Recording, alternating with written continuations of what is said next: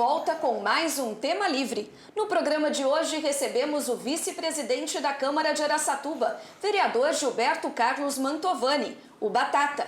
Ele nasceu aqui pertinho, em Rubiácea, no dia 6 de maio de 1967 e se mudou para Araçatuba ainda criança, com apenas 5 anos de idade. É formado em Direito pelo Centro Universitário Toledo e é também radialista e técnico em transações imobiliárias, atividade que exerce atualmente. Olá, vereador, obrigada pela presença. Olá, Suzy, olá aos nossos telespectadores. É mais um espaço que a gente tem para poder falar um pouco da gente, um pouco do mandato, um pouco da cidade. E eu agradeço o espaço mais uma vez. As pessoas acreditam que ser vereador é uma profissão. Isso é um erro, né, vereador? O senhor mesmo dedicou boa parte da sua vida ao comércio, não é? Com certeza, vereador não é profissão. E você não é vereador, você está. Você está vereador porque cada 4 anos há uma nova eleição e a gente pode estar aqui como também podemos não estar. Mas você está vereador e vereador não é profissão. Eu, por exemplo, tenho minhas questões da imobiliárias, trabalho, faço aí o meu trabalho paralelo ao de vereador. Por isso que eu digo, vereador não é profissão, é você gostar, de contribuir com o seu trabalho para o desenvolvimento da cidade. E quais as atividades profissionais que o senhor exerceu antes de chegar à Câmara? Ah, sim, nas minhas atividades comerciais eu fui motorista de caminhão, eu fui vendedor de cereais, foi daí onde nasceu o apelido de Batata, porque naquele tempo tinha aquele sacolão, e ali o pessoal apelidou eu de Batata, porque eu trabalhava num varejão onde se vendia batata, cebola, arroz, feijão, e era tudo a granel. Foi daí que nasceu. Depois eu me formei em Direito, fui comerciante, tive um supermercado por muito tempo na Zona Sul, lá do Jussara e aqueles bairros todos vizinhos lá, foi onde a gente trabalhou. E hoje a minha profissão é ser corretor de imóveis, onde eu trabalho atualmente, nessas questões, também cuido, faço parte dos meus imóveis que eu cuido também nessas transações imobiliárias. E como e por que a política entrou na sua vida quando o senhor foi eleito vereador pela primeira vez? Conte um pouquinho dessa história para a gente. Ah, sim. Na verdade, antes de ser vereador, eu já fazia um trabalho social na Zona Sul, lá no bairro Jussara. Fui presidente do bairro também, da Sociedade Amigos de Bairro do Jussara. Já fazia esse trabalho social.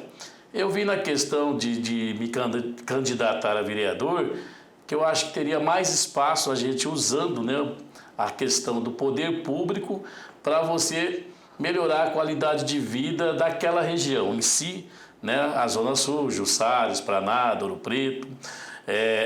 A situação lá era bastante precária, hoje, graças a Deus, se desenvolveu muito bem, mas aí há 20 anos atrás, só os moradores daquela região e a gente, que conviveu com todas essas mudanças naquela região, sabe. Então eu vi na vereança da gente poder participar ativamente da política e levar mais melhorias, mais qualidade de vida para as pessoas, principalmente para as pessoas mais necessitadas, que é aquelas que gritam mais alto quando o poder público não atende. Vereador, então está correto falar que o vereador representa um determinado bairro, uma determinada parcela da população? O correto mesmo é o vereador, ele é o servidor da cidade inteira. Só que, se você mora, por exemplo, numa região, aquela região sempre ela te cobra mais, porque você está ali no dia a dia e você está vendo o problema mais de perto. Por exemplo, hoje Araçatuba, a gente vê que a cidade se desenvolveu, cresceu bastante e a gente já deveria estar administrando como regiões, região norte, sul, as outras regiões, leste, oeste. Então essas regiões já deveria ser assim, em vários municípios já é. E a região sul, que a gente fez um trabalho social mais amplo, é uma região que nos cobra mais. Mas eu, por exemplo, Suzy, eu tenho projetos para a cidade inteira. A gente trabalhou na questão social para a PAI, para a Santa Casa. São projetos que envolvem toda a população. Toda a população da cidade, da saúde, né, das entidades. Então, isso é bacana.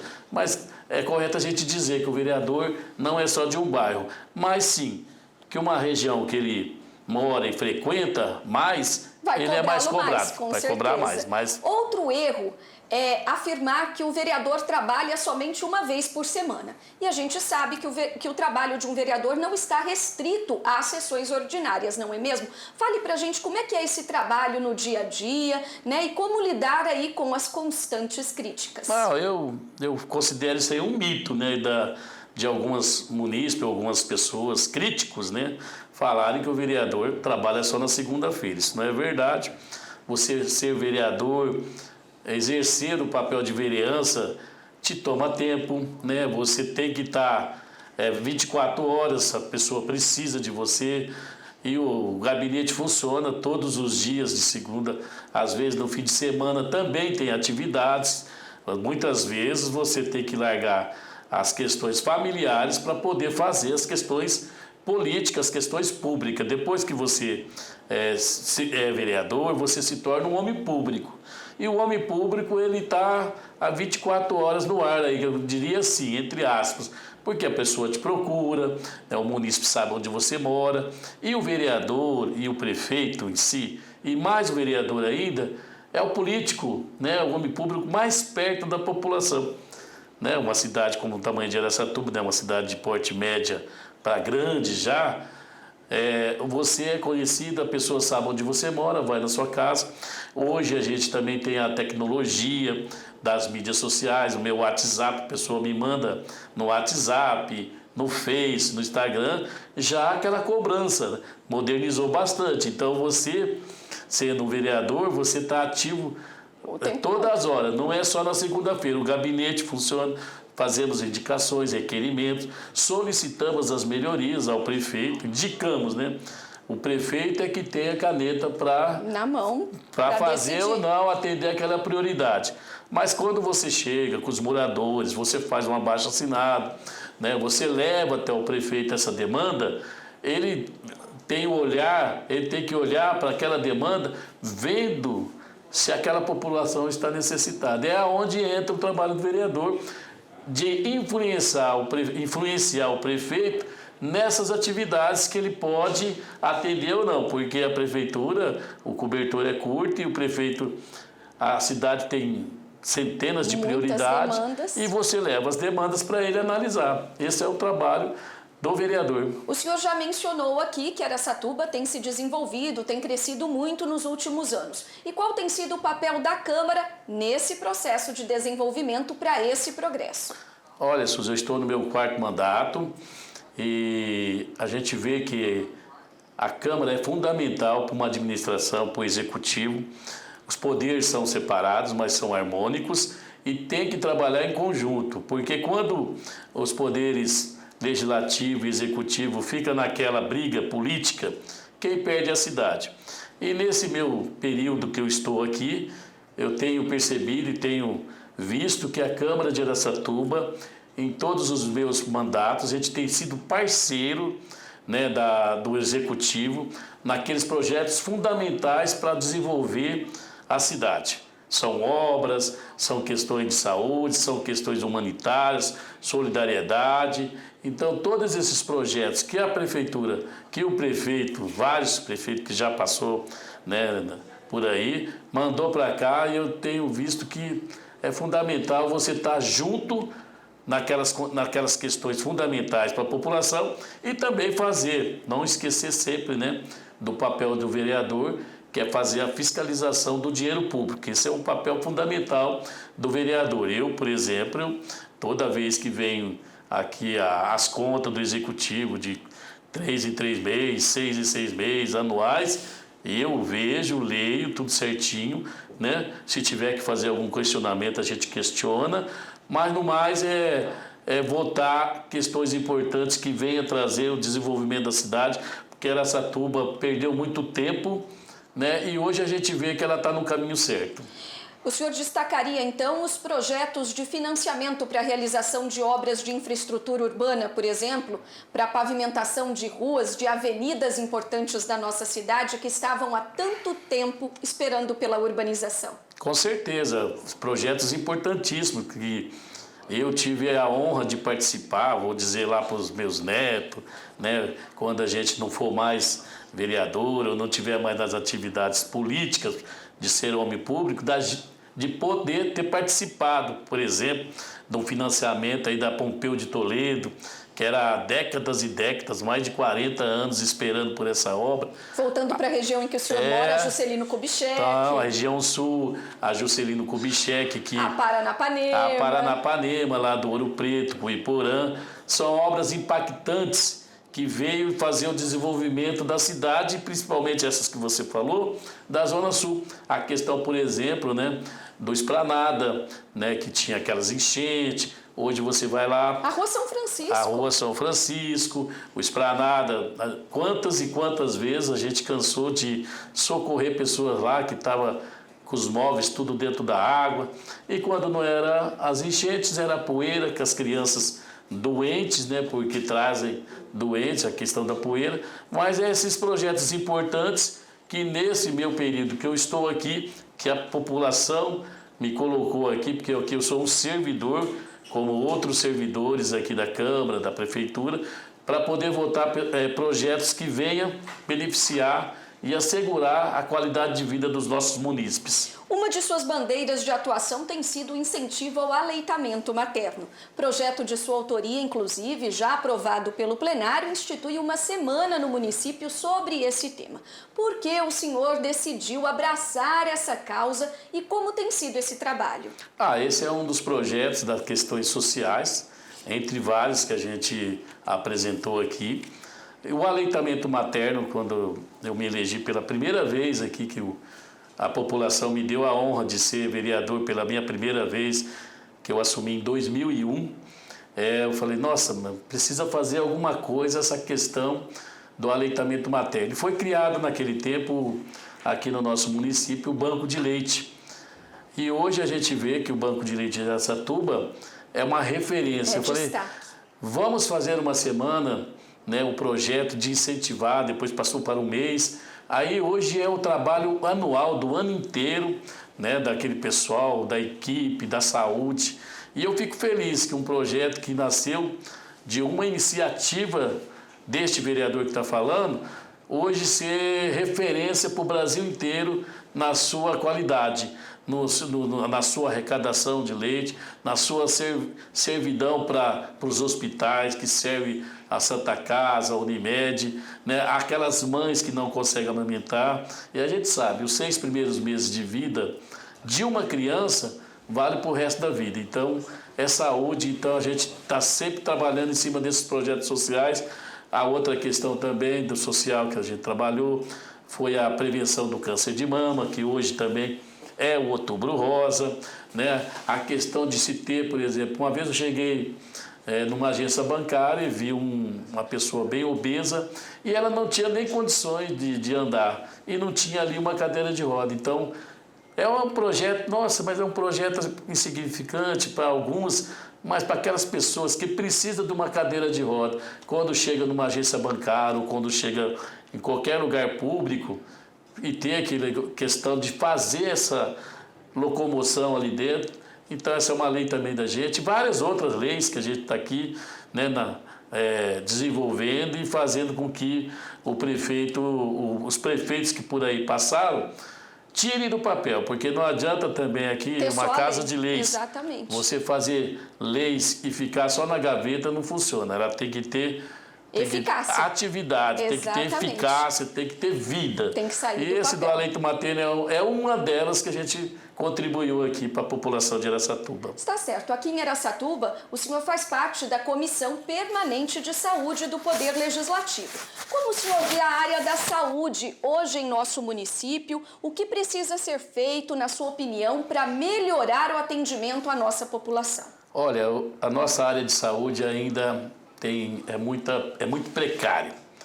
A gente precisa melhorar muito. Já avançou um pouco, mas a gente vê ainda que a questão de saúde, não só em Araçatuba, mas no Brasil inteiro, é uma questão precária, né? A gente vê que a população está sempre reivindicando. E não a é gente, um problema só de Araçatuba. Não é só um problema de Araçatuba. E a gente trabalha em cima disso aí para que a gente possa ajudar. Por exemplo, eu já fui várias vezes, já busquei recursos para a área da saúde, para a Santa Casa, né, para a PAI, emendas parlamentares para poder ajudar. Mas a gente vê, né, as nossas UBS funcionam. Quando chega para fazer a cirurgia, aí para por ali. Por quê? O governo do estado precisava ter mais, contribuir mais para que essas cirurgias saíssem do papel. A gente tem aí, né, milhares de cirurgias, pessoas esperando essas cirurgias. E aí a gente classifica que o governo dá uma pisada no freio. Eu achei, né, que esse ano que a gente estamos aqui, teria esses mutirões de cirurgia, mas até agora não veio nada.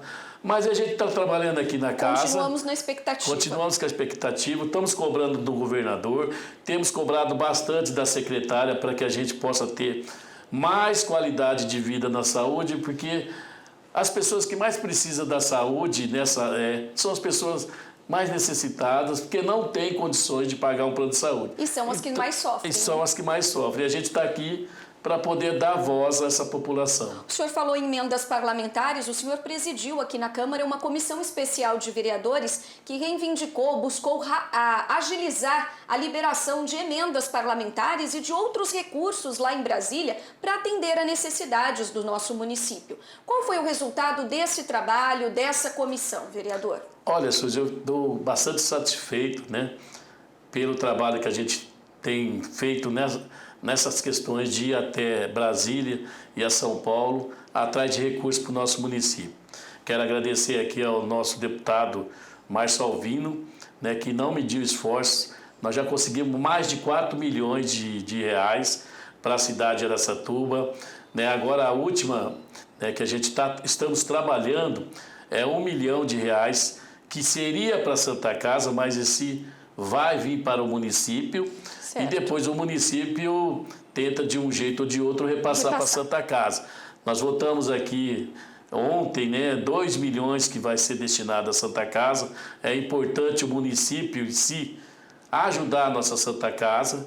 E eu também, os outros municípios deveriam seguir o mesmo caminho, porque aqui era o nosso hospital, a Santa Casa atende mais de 40 municípios e só manda os pacientes. Eles deveriam mandar também um pouco de recurso para desafogar a nossa Santa Casa, que vive um período difícil. Crítico. O senhor conseguiu bastante emendas parlamentares também para a PAI de Araçatuba, que melhorou muito a sua estrutura, né? Sim, na PAI a gente conseguiu lá.